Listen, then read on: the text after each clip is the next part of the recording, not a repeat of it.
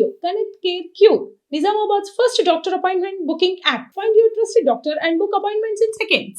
నిజామాబాద్ అభివృద్ధి ధ్యేయంగా నిజామాబాద్ పట్టణాన్ని అన్ని అంగులతో అభివృద్ధి చేసుకోవాలనే తపనతో మున్సిపల్ కోర్లో దిగి ఎన్నికల్లో పోటీ చేయడం జరిగింది. 2 సీట్లు మాత్రమే ఉన్న కాంగ్రెస్ పార్టీకి ప్రజలు ఆశీర్వదించి మాకు 17 సీట్లు ఇవ్వడం,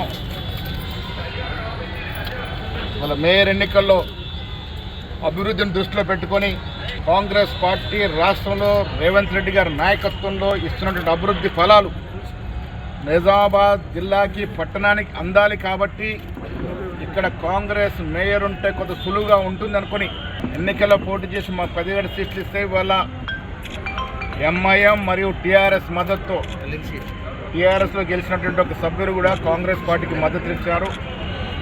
34 ఓట్లతో మేయర్గా ఒక బీద కుటుంబం నుంచి వచ్చినటువంటి మా సోదరిమణి,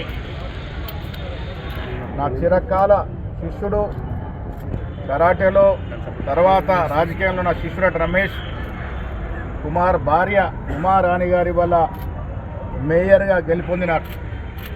రాష్ట్రంలో ఇదొక చరిత్రాత్మకమైన నిర్ణయం. చిన్న స్థాయి నుంచి వచ్చినటువంటి పెరక ముదిరాజ్ బిడ్డ ఇవాళ రాష్ట్రంలో మేయర్ పదవిని అలంకరించింది. అదేవిధంగా ముస్లిం గారు ఎంఐఎం సల్మా తసీన్ గారు కాంగ్రెస్ మద్దతుతో ఇలా డిప్యూటీ మేయర్గా ఎలక్ట్ అవ్వడం జరిగింది. రాష్ట్రంలో 42% రిజర్వేషన్ ఇవ్వలేకపోయినప్పటికీ కూడా మున్సిపల్ చైర్మన్లలో ఇవాళ ఈ జనరల్ మహిళకు వచ్చినటువంటి నిజామాబాద్ స్థానంలో కూడా ఒక బీసీ మహిళకి ఇచ్చి బీసీల పట్ల కాంగ్రెస్ పార్టీకి ఉన్నటువంటి చిత్తశుద్ధి చాటుకోవడం జరిగింది. ఇవాళ ఈ కలయికంతా కూడా నిజామాబాద్ అభివృద్ధి కొరకే. నిజామాబాద్ అన్ని రంగాల్లో అభివృద్ధి చేసుకోవాలి కాబట్టి ఇవాళ ఎంఐఎం సహకారం తీసుకోవడం జరిగింది.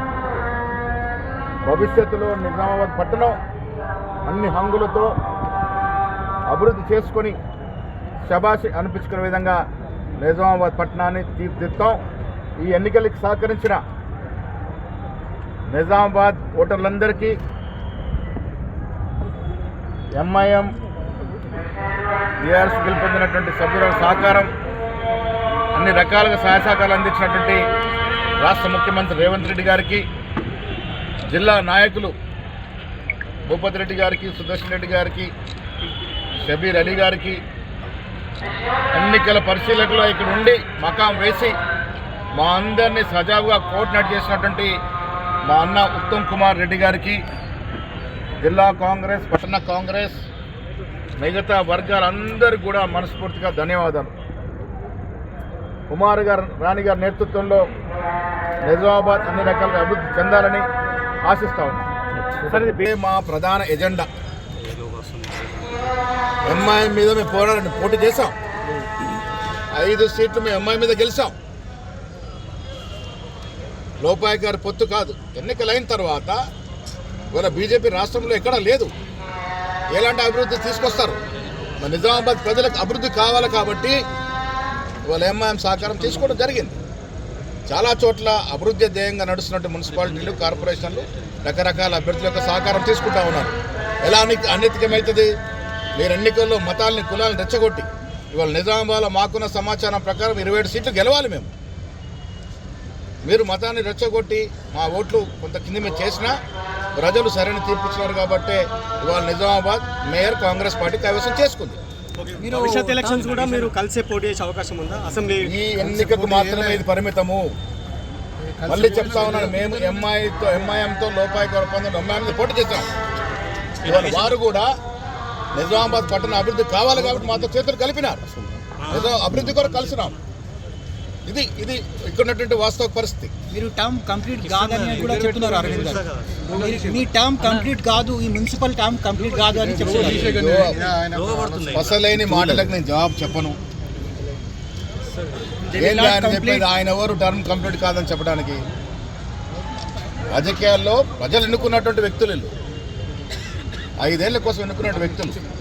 మున్సిపల్ ఎన్నికల కంటే ముందు కాంగ్రెస్ పార్టీ క్లియర్గా చెప్పింది ఏంటంటే నిజామాబాద్ పట్టణము గంగా జమున తహసీల్ లాగా హిందూ ముస్లింలు అందరూ కలిసి నివసించేటువంటి పట్టణం. గత 10 సంవత్సరాలు ఇది చాలా వెనుకబడిపోయింది. మరి మేము 2 ఎజెండాతో ముందుకు పోయినాం. ఒకటి పేద ప్రజలకు సంక్షేమం అందించడం, ఇంకోటి నిజామాబాద్ పట్టణాన్ని అభివృద్ధి చేయడం. ఈ 2 అంశాలతోనే ప్రజల దగ్గరికి వెళ్ళినాం. మరి ఒకవైపు బీజేపీ వాళ్ళేమో మరి ప్రజలను విడదీసి ఏదో ఓట్లు దండుకుందామని ప్రణాళికలు చేశారు. మరి ఇవాళ మరి ప్రజల తీర్పు ఇవాళ ఏంటంటే మరి ఎంఐఎం కాంగ్రెస్ పోస్ట్ ఎలక్షన్ అలయన్స్లో ఇవాళ మరి మా ఎజెండాను ముందుకు తీసుకుపోవడానికి ఉపయోగపడుతుంది. కాబట్టి మరి మత సామరస్యాన్ని కాపాడుతూ ఇక్కడ శాంతి భద్రతను కాపాడుతూ మరి నిజామాబాద్ టౌన్ను ఇవాళ అభివృద్ధి చేయడమే లక్ష్యంగా, మరి పేదవారికి సంక్షేమ పథకాలు అందించడమే లక్ష్యంగా పనిచేస్తాం. మన ముఖ్యమంత్రి గారు కూడా చెప్పారు, నిజామాబాద్ పట్టణానికి కావాల్సిన అభివృద్ధి కావాల్సినటువంటి సరైన నిధులు కూడా ఇస్తామని చెప్పారు. అవసరం ఉంటే ఒక రింగ్ రోడ్డు, ఒక మాస్టర్ ప్లాన్, ఇవన్నీ కూడా ఆ రోజు మీరు విన్నారు.